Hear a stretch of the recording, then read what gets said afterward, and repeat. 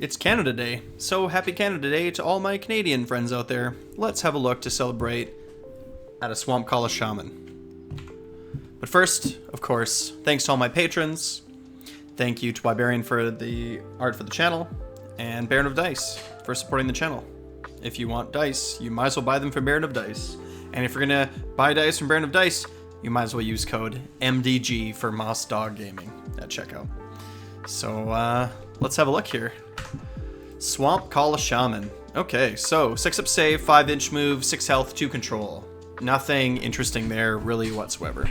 We have a Bogart Staff, 3 attacks, 4s and 3s, no rend, but with crit mortal, and the damage is D3, so, you know, these little wizards with their little staves can kind of actually spike a little bit, you know, because you're looking at 9 damage, potentially 9 mortal wounds, but that's not why we care about these guys at all, right? For keywords, we have hero, wizard, and infantry. So he is an infantry, which means we can super sneaky him around the map. I don't know how relevant that's going to be, but we just have to kind of keep in mind that that is an option. He can also get venom-encrusted weapons. So, so I don't know, it's probably not very good, but being able to sneaky him around the map might actually be something that is relevant, right? Like being able to take a wizard and stick him in another location to set up a cast for the following turn or other things like that. But let's take a look at the actual war scroll here. So he has a passive, the Pot Grot. This unit's Pot Grot is a token. Okay, so it means that you do not need to worry about where the Pot Grot is going to be like we had to in 3rd edition. The Swampcalla Shaman in 3rd edition, the little grot was part of the unit, and whenever you move the Swampcalla Shaman, you had to set up the Pot Grot within 1 inch of the Swampcalla Shaman, and so you could do these weird little tricks where you could like move him away and then put the Pot Grot on the other side of him, so you're increasing the distance that you're moving by more than 5 inches for the purposes of measuring. I did this once with Blizzard, where I was like more than 17 away, like inches away, but I was able to move him and then shuffle the Pot Grot to the other side, and like it's kind of sneaky what you can do. So that's no longer the case. So he's just a marker. He's just a token, which I think is a better way of doing this. So this unit's Pot Grot is a token. Add 1 to the casting roll for this unit while its Pot Grot is on the battlefield. If you make an unmodified casting roll of 4 or less for this unit, remove its Pot Grot from the battlefield. Shall we do some math? Let's just do some math real quick. I'm going to ask some AI. What is the chance of rolling a 4 or under on 2d6?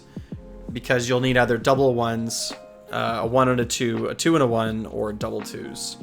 So the probability is not super high. It's 1 in 6. So it's actually a little bit higher than I thought it was going to be, right? But still, so it's like 17% chance. But like, it's not like if we roll this bad number that we're losing, like the hero becomes useless. He just kind of loses this +1 to cast. But +1 to cast is really good. We're not seeing a lot of bonuses to cast in this edition. So the fact that we as Cruel Boys get a +1 to cast, even one that has a chance of going away, feels really, really good. It feels really, really good. I like this a lot. Right? All of those spells that happen on a 7, if we're getting +1 to cast, now we only need 6 on the dice. Like, the probabilities of us casting spells goes up significantly with +1 to cast. So I'm a big fan of this. I really like this. I think it's really strong.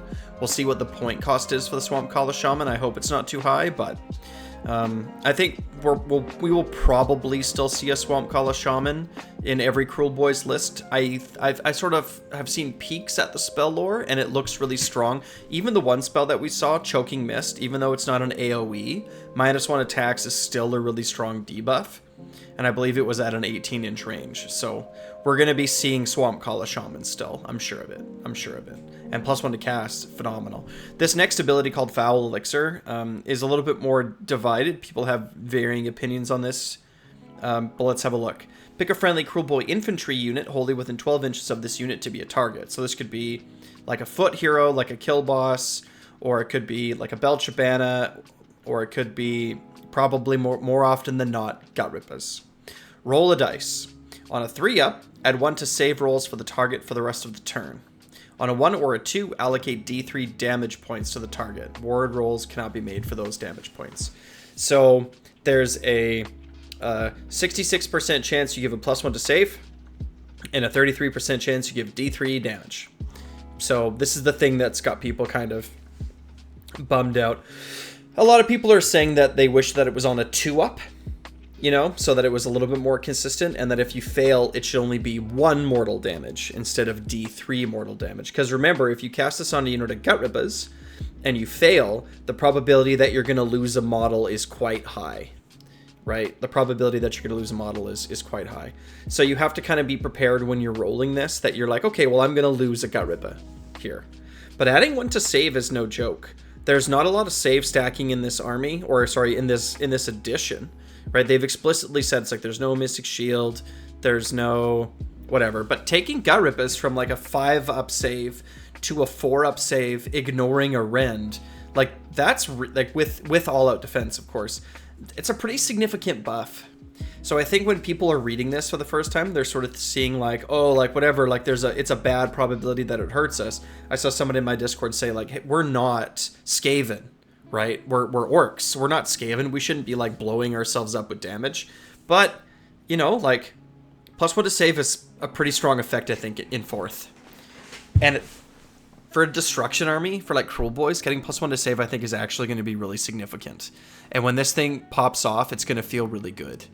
The only problem that I see with it is that you have to be wholly within 12, and so the Swampcalla Shaman's going to have to be moving up with the rest of the army. You know, he's going to have to be following the, like the kind of the Gut Rippas and staying pretty close. Maybe we'll see it on like Hobgrots, you know, but we'll see. But overall, that pot grot ability, I think, is really, really good. And if you just removed this foul elixir ability, if the Swampcalla Shaman was only this pot grot effect, I would think it was really, really good. So having an additional option on top of this +1 to cast, to me, is just gravy. Even if you never, ever use it and all you're getting is +1 to cast, again, depending on the points of this Horse Scroll, it feels really good, it feels really strong, and I'm hyped. I'm happy about this. I like this Horse Scroll. And I hope you do too. Let me know what you think. Is this foul elixir totally off and is it trash? Do you think it's also really strong? Let me know what you think in the comments below. Join the Discord, sign up on Patreon, like, subscribe, wah.